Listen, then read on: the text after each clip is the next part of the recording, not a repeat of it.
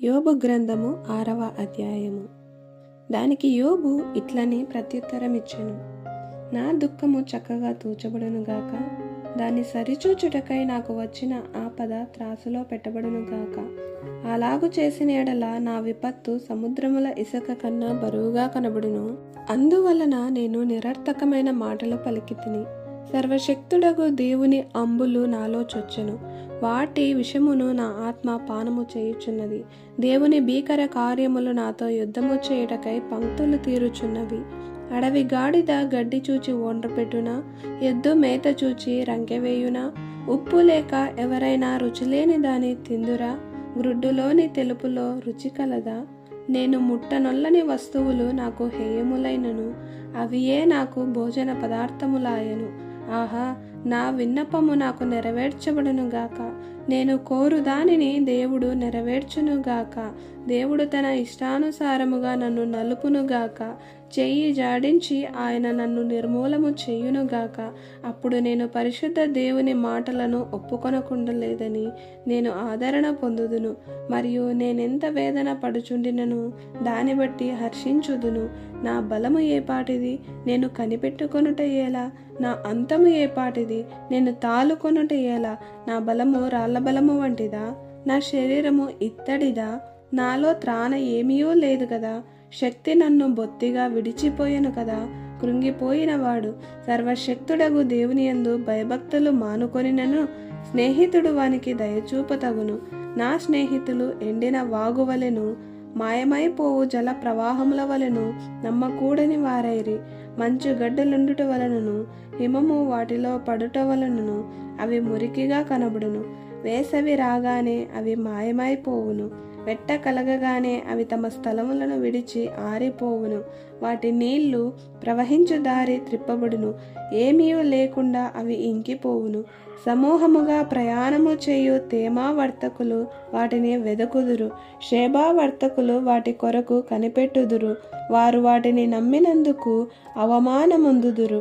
వాటి చేరువకు వచ్చి కలవరపడుదురు. అటువలనే మీరు లేనట్టుగానే ఉన్నారు. మీరు ఆపదను చూచి భయపడుచున్నారు. ఏమైనా దయచేయుడని నేను మిమ్మల్ని అడిగితినా? మీ ఆస్తిలో నుండి నా కొరకు బహుమానమేమైనను తెమ్మని అడిగితినా? పగవాని చేతిలో నుండి నన్ను విడిపింపుడని అడిగితినా? బాధించు వారి చేతిలో నుండి నన్ను విమోచింపుడని అడిగితినా? నాకు ఉపదేశము చేయుడి, నేను మౌనినై ఉండదను. ఏ విషయమందు నేను తప్పిపోతినో అది నాకు తెలియచేయుడి. యథార్థమైన మాటలు ఎంత బలమైనవి అయినను మీ గద్దింపు దేనికి ప్రయోజనము? మాటలను గద్దించుదుమని మీరు అనుకుందురా? నిరాశ గల వాని మాటలు గాలి వంటివే కదా. మీరు తండ్రి లేని వారిని కొనుటకై చీట్లు వేయుదురు. మీ స్నేహితుల మీద బేరము సాగింతురు. దయచేసి నా వైపు చూడుడి. మీ ముఖం ఎదుట నేను అబద్ధమాడుదునా? అన్యాయము లేకుండా నా సంగతి మరలా విచారించుడి. నేను నిర్దోషిగా కనబడుదును. నా నోట అన్యాయముండునా? దుర్మార్గత చూచి నా నోరు తెరుచుకొన జాలదా? 7వ అధ్యాయము. నరుల కాలము యుద్ధకాలము కాదా? వారి దినములు కూలివాని దినముల వంటివి కావా? నీడను మిగులనపేక్షించు దాసుని వలె, కూలి నిమిత్తము కనిపెట్టుకొను కూలివాని వలెను ఆశ లేకయే జరుగు నెలలను నేను చూడవలసి వచ్చెను. ఆయాసముతో కూడిన రాత్రులు నాకు నియమింపబడి ఉన్నవి. నేను పండుకొనున్నప్పుడెల్లా ఎప్పుడు లేచెదనా, రాత్రి ఎప్పుడు గతించునా అని అనుకుందును. తెల్లవారు వరకు ఇటు అటు పొరలుచు ఆయాసపడుదును. నా దేహము పురుగులతోనూ మంటి పెళ్ళలతోనూ కప్పబడి ఉన్నది. నా చర్మము మాని మరలా పగులుచున్నది. నా దినములు నేతగాని సూర్య కంటే వాడిగా గతించుచున్నవి. నిరీక్షణ లేక అవి క్షయమైపోవచ్చున్నవి. నా జీవము వట్టి ఊపిరియే అని జ్ఞాపకము చేసుకొనుము. నా కన్ను ఇకను మేలు చూడదు. నన్ను చూచు వారి కన్ను ఇక మీదట నన్ను చూడదు. నా కన్నులు నా తట్టు చూచును గాని నేనుండకపోదును. మేఘము విడిపోయి అదృశ్యమగునట్లు పాతాళమునకు దిగిపోయిన వాడు మరి ఎప్పుడునూ రాడు. అతడు ఇక ఎన్నడూను తన ఇంటికి రాడు. అతని స్థలము అతని మరలా నెరుగును. కావున నేను నా నోరు మూసుకొనెను.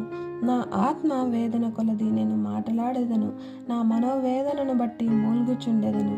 నేనొక సముద్రములోని భుజంగమున? నీవెందుకు నా మీద కావలి ఉంచదవు? నా మంచము నాకు ఆదరణ ఇచ్చును, నా పరుపు నా బాధకు ఉపశాంతి ఇచ్చును అని నేను అనుకొనగా, నీవు స్వప్నముల వలన నన్ను బెదిరించెదవు, దర్శనముల వలన నన్ను భయపెట్టెదవు. కావున నేను ఉరితీయబడవలనని కోరుచున్నాను. ఈ నా ఎముకలను చూచుట కన్నా మరణమొందుట నాకిష్టము. అవి నాకు అసహ్యములు. నిత్యము బ్రతుకుటకు నాకిష్టము లేదు. నా దినములు ఊపిరివలెనున్నవి. నా జోలికి రావద్దు. మనుష్యుడు ఏ పాటివాడు? అతని ఘనపరచనేలా? అతని మీద నీవు మనస్సు నిలుపనేలా? ప్రతి పగలు నీవతని దర్శింపనేలా? ప్రతి క్షణమున నీవతని శోధింపనేలా? ఎంతకాలము నీవు నన్ను చూచుట మానుకుందువు? నేను గుటక వేయు వరకు నన్ను విడిచిపెట్టవా? నేను పాపము చేసి తినా? నరులను కనిపెట్టువాడా, నేను నీ ఎడల ఏమి చేయగలను? నాకు నేనే భారముగానున్నాను. నీవేళ గురిపెట్టితివి? నీవేళ నా అతిక్రమమును పరిహరింపవు? నా దోషమునేలా క్షమింపవు? నేనిప్పుడు మంటిలో పండుకొనేదను. నీవు నన్ను జాగ్రత్తగా వెదకెదవు గాని నేను లేకపోయేదను. 8వ అధ్యాయము. అప్పుడు షూహీయుడగు బిల్దదు ఇట్లనెను, ఎంతకాలము నీవిట్టి మాటలాడెదవు? నీ నోటి మాటలు సుడిగాలి వంటి వాయెను. దేవుడు న్యాయ విధిని రద్దుపరచునా? సర్వశక్తుడగు దేవుడు న్యాయమును రద్దుపరచునా? నీ కుమారులు ఆయన దృష్టి ఎదుట పాపము చేసిరేమో, కావుననే వారు చేసిన తిరుగుబాటును బట్టి ఆయన వారిని అప్పగించనేమో. నీవు జాగ్రత్తగా దేవుని ఎదిగిన ఎడల, సర్వశక్తుడగు దేవుని బతిమాలుకొని ఎడల, నీవు పవిత్రుడవై యథార్థుడవైన ఎడల, నిశ్చయముగా ఆయన నీ యందు శ్రద్ధ నిలిపి నీ నీతికి తగినట్టుగా నీ నివాస స్థలమును వర్తిల్ల చేయును. అప్పుడు నీ స్థితి మొదట కొద్దిగా నుండినను తుదకు నీవు మహాభివృద్ధి నొందుదువు. మనము నిన్నటి వారమే, మనకు ఏమీయూ తెలియదు. భూమి మీద మన దినములు నీడవలేనున్నవి. మునుపటి తరము వారి సంగతులు విచారించుము. వారి పితరులు పరీక్షించిన దానిని బాగుగా తెలుసుకొనుము. వారు నీకు బోధించుదురు గదా, వారు నీకు తెలుపుదురు గదా. వారు తమ అనుభవమును బట్టి మాట్లాడుదురు గదా. బురద లేకుండా జమ్ము పెరుగునా, నీళ్లు లేకుండా రెల్లు మొలచునా? అది కోయబడక ముందు బహుగా పచ్చగానున్నది, కానీ ఇతర మొక్కలన్నిటికంటే త్వరగా వాడిపోవును. దేవుని మరచు వారందరి గతి అట్లే ఉండును. భక్తిహీనుని ఆశ నిరర్థకమగును, అతని ఆశ భంగమగును. అతడు ఆశ్రయించున్నది సాలె పురుగు పట్టే. అతడు తన ఇంటి మీద ఆనుకొనగా అది నిలవదు. అతడు గట్టిగా దాన్ని పట్టుకొనగా అది విడిపోవును. ఎండకు అతడు వచ్చి పట్టి బలియును. అతని తీగలు అతని తోట మీద అల్లుకొనును. అతని వేళ్ళు గట్టు మీద చుట్టుకొనును. రాళ్ళు పగుల తన నివాసమును అతడు తేరి చూచును. దేవుడు అతని స్తనములలో నుండి అతని వెళ్ళగొట్టిన అది నేను నిన్నెరుగను, ఎప్పుడునూ నిన్ను చూడలేదనును. ఇదే అతని సంతోషకరమైన గతికి అంతము. అతడున్న ధూళి నుండి ఇతరులు పుట్టెదరు. ఆలోచించుము, దేవుడు యథార్థవంతుని త్రోసివేయుడు.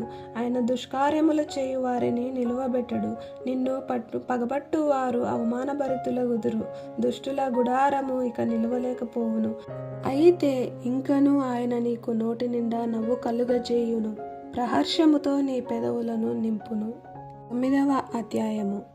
అప్పుడు యోబు ఇలాగున ప్రత్యుత్తరం ఇచ్చెను, వాస్తవమే, ఆ సంగతి అంతే అని నేను ఎరుగుదును. నరుడు దేవుని దృష్టికి ఎట్లు నిర్దోషియగును? వాడు ఆయనతో వాద్యమాడ కోరిన ఎడల 1000 ప్రశ్నలలో ఒక్కదానికైనను వాడు ఆయనకు ఉత్తరం ఇయ్యలేడు. ఆయన మహావివేకి, అధిక బల సంపన్నుడు. ఆయనతో పోరాడ తెగించి హాని నొందని వాడెవడు? వాటికి తెలియకుండా పర్వతములను తీసివేయువాడు ఆయనే. ఉగ్రత కలిగి వాటిని బోర్లదోయువాడు ఆయనే. భూమిని దాని స్థలములలో నుండి కదిలించువాడు ఆయనే. దాని స్తంభములు అదరచేయువాడు ఆయనే. ఉదయింపవద్దని ఆయన సూర్యునికి ఆజ్ఞాపింపగా అతడు ఉదయింపడు. ఆయన నక్షత్రములను మరుగుపరచును. ఆయన ఒక్కడే ఆకాశ విశాలమును విశాలపరచువాడు. సముద్ర తరంగముల మీద ఆయన నడుచుచున్నాడు. ఆయన స్వాతి మృగశీర్షము కృత్తిక అను వాటిని దక్షిణ నక్షత్ర రాసులను చేసినవాడు. ఎవడనూ తెలుసుకొనలేని మహత్తైన కార్యములను, లెక్కలేనన్ని అద్భుత క్రియలను ఆయన చేయుచున్నాడు. ఇదిగో ఆయన నా సమీపముగా గడిచిపోవుచున్నాడు, కానీ నేను ఆయనను కనుగొనలేదు. నా చేరువకు పోవుచున్నాడు, గాని ఆయన నాకు కనబడడు. ఆయన పట్టుకొనగా ఆయనను అడ్డగింపగలవాడెవడు? నీవేమి చేయుచున్నావని ఆయనను అడుగతగిన వాడెవడు? దేవుని కోపము చల్లారదు. రాహాబు సహాయులు ఆయనకు లోబరుదురు. కావున ఆయనకు ప్రత్యుత్తరం ఇచ్చుటకు నేనెంతటి వాడను? ఆయనతో వాదించుటకు సరి అయిన మాటలు పలుకుటకు నేనేపాటివాడను? నేను నిర్దోషినై ఉండినను ఆయనకు ప్రత్యుత్తరము చెప్పజాలను. న్యాయకర్తయ్యని నేను ఆయనను బతిమాలుకొనదగును. నేను మొరపెట్టినప్పుడు ఆయన నాకు ఉత్తరం ఇచ్చినను. ఆయన నా మాట ఆలకించనని నేను నమ్మజాలను. ఆయన ఆలకింపక పెనుగాలి చేత నన్ను నలుగగొట్టుచున్నాడు. నిర్నిమిత్తముగా నా గాయములను విస్తరింపజేయుచున్నాడు. ఆయన నన్ను ఊపిరి తీయనీయడు. చేదువాడైనను నాకు తినిపించును. బలవంతుల శక్తి గూర్చి వాదము కలుగగా నేను విన్నానని ఆయన అనును. న్యాయ విధిని గూర్చి వాదము కలుగగా ప్రతివాదిగా నుండ తెగించు వాడెవడని ఆయన అనును. నా వాచ్యము న్యాయమైనను, నా మాట నా మీద నేరము మోపును. నేను యథార్థవంతుడనైనను దోషి అని ఆయన నన్ను నిరూపించును. నేను యథార్థవంతుడనైనను నాయందు నాకు ఇష్టము లేదు. నేను నా ప్రాణమును తృణీకరించుచున్నాను. ఏమి చేసినను ఒక్కటే. కావున యథార్థవంతులనేమి దుష్టులనేమి భేదము లేకుండా ఆయన అందరినీ నశింపజేయుచున్నాడని నేను వాదించుచున్నాను. సమూల ధ్వంసము ఆకస్మికముగా కలిగి నాశనము చేయగా నిర్దోషుల ఆపదను చూచి ఆయన హాస్యము చేయును. భూమి దుష్టుల చేతికి అప్పగింపబడి ఉన్నది. వారి న్యాయాధిపతులు మంచి చెడ్డలు గుర్తింపలేకుండాను ఆయన చెయ్యును. ఆయనగాక ఇవి అన్నీ జరిగించువాడు మరి ఎవడు? పరుగు మీద పోవువాని కంటే నా దినములు త్వరగా గతించుచున్నవి. క్షేమము లేకయే అవి గతించిపోవుచున్నవి. రెల్లు పడవలు దాటిపోవునట్లు అవి జరిగిపోవును. ఎరమీదికి విసురునా దిగు పక్షురాజు వలె అవి త్వరపడిపోవును. నా శ్రమను మరిచిపోయేదననియు దుఃఖముకుడనై ఉండుట మాని సంతోషముగా ఉండేదననియు నేను అనుకొంటినా నా సమస్త బాధలకు భయపడి వణుకుచున్నాను. నీవు నన్ను నిర్దోషినిగా ఎంచవని సంగతి నేను నిశ్చయముగా ఎరిగి ఉన్నాను. నన్ను దోషినిగా ఎంచవలసి వచ్చెను కదా. కాబట్టి నాకు ఈ వ్యర్థ ప్రయాసమేలా? నేను హిమముతో నన్ను కడుగుకొనినను, సబ్బుతో నా చేతులు కడుగుకొనినను. నీవు నన్ను గోతిలో ముంచెదవు. అప్పుడు నేను నా స్వంత వస్త్రములకే అసహ్యుడనగుదును. ఆయన నావలే నరుడు కాడు. నేను ఆయనతో వాద్యమాడజాలను. మేము కలిసి న్యాయ విమర్శకు పోలేము. మా ఇద్దరి మీద చెయ్యి ఉంచదగిన మధ్యవర్తి మాకు లేడు. ఆయన తన దండమును మా మీద నుండి తీసివేయవలెను. నేను భ్రమసిపోకుండా ఆయన తన భయంకర మహాత్మ్యమును నాకు కనబరచకుండవలెను. అప్పుడు ఆయనకు భయపడక నేను మాట్లాడెదను. ఏలయనగా నేను అట్టివాడను కాననుకొనుచున్నాను.